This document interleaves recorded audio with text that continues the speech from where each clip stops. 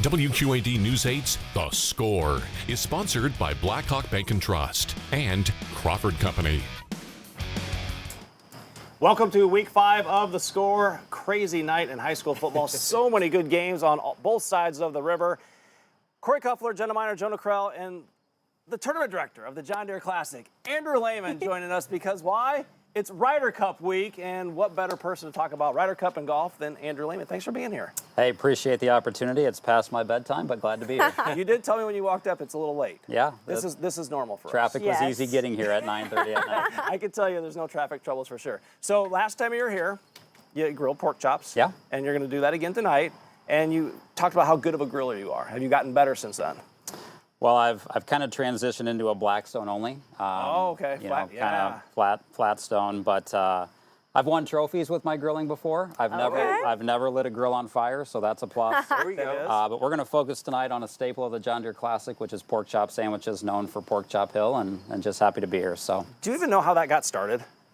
I don't. I know the Illinois pork producers got involved way back at Oakwood, and it's 54 years of the event, and it's still a big staple of the tournament week.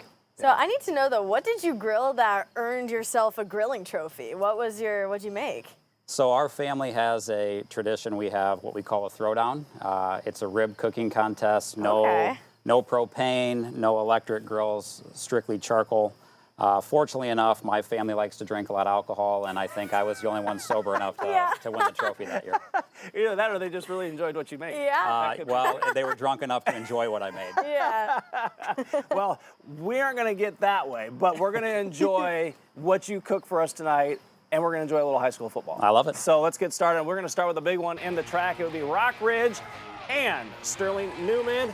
Playing in this one, a defensive battle early in this one as Rock Ridge will gamble on 4th and 1 in their own territory. It's Matthew Murray coming up with a big stop for Newman. Possession later. Newman's Matthew Blackert is going to break free, and he's going to race through the line and goes untouched 56 yards of the touchdown. Greg Armstrong all over it. It's 6-0 Comets.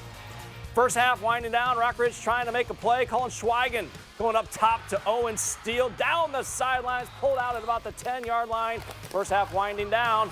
They make a play. Schweigen punching it in for a touchdown. 7-6 Rock Ridge at the break. Second half, Schweigen and his receivers making plays. This time it's Chase Wheatley in traffic, making the moves, fighting for the end zone. Touchdown, 14-6 Rockets. Let's go to the fourth quarter now. Schweigen once again, and this is a spark, the home run ball. Oh, look at the way that one is shot. Amazing catch, amazing effort. Owen Steele dives in for the score. Check the final score. Rock Ridge still undefeated, 26-6 winners. I appreciate it, but you see the names of the people that, like I tied, Coach Rick Amy, and you don't deserve to be put with people like that. I know, like him, he's a great mentor and a great person. It's credit to all these guys that have made me look really good for a few years.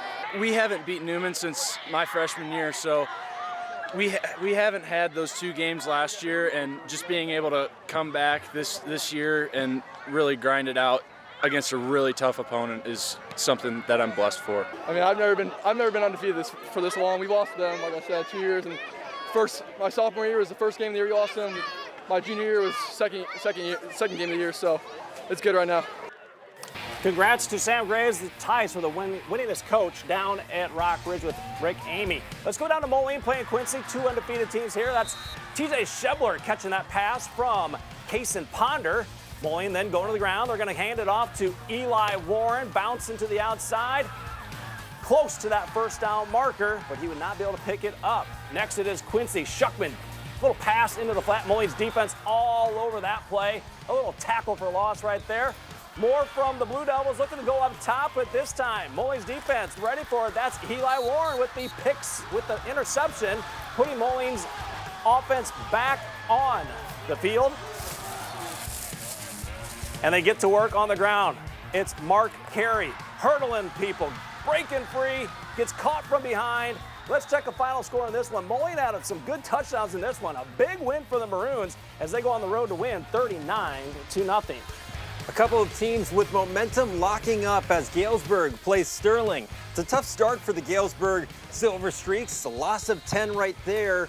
and they're shut out in the first quarter, handing the ball to the Golden Warriors, and Brady Berlin marches them down to the 50 where he finds Quincy Mass. Look at that speed all the way to the end zone for the touchdown. Galesburg hopes to put some points on the board in the second. They almost do with a flea flicker. Ooh, a little trickeration. And unfortunately, that play would not count, an ineligible man downfield, but great effort by Galesburg. Let's check a final score. It's Sterling all over them in this one, 48-0. All right, tell me if this makes sense. It's a battle of Rock Island between the Rocks and the Pioneers, but they play At East the Moline Soul at the Soul Bowl. And it's Miles Deuster finding Evan Ellis for a 4-yard touchdown and a quick 7-0 lead for Rock Island. Let's keep the good times rolling. This time for the defense for Rock Island. Under pressure is Allman and Avian Thomas picking off that pass, getting the defense or the offense back on the field. But Allman comes up with a big play, a little tackle for loss by their defense would lead to a field goal for Rock Island. Jonas Cortez, true from 23, makes it 10-0. And then Rocky gets the ball back. They punch another one in the first quarter. That's Tamar Hudson, 1-yard touchdown run, 17-0 at that point. The battle on Rock Island goes to Rock Island, 51-0 is the final score in that one. Hey, we are just getting warmed up. Andrew's already got meat on the grill. Pop that thing open here. We got a grill cam. He's working fast. Yeah. So we're going to take a look at the grill cam. We got pork chops on there. Things are looking good. We're going to go to the Iowa side in just a minute and check out Pleasant Valley and a whole lot more. You're watching The Score. I'm Matthew Bailey from Moline, and on Friday nights, I watch The Score on WQAD.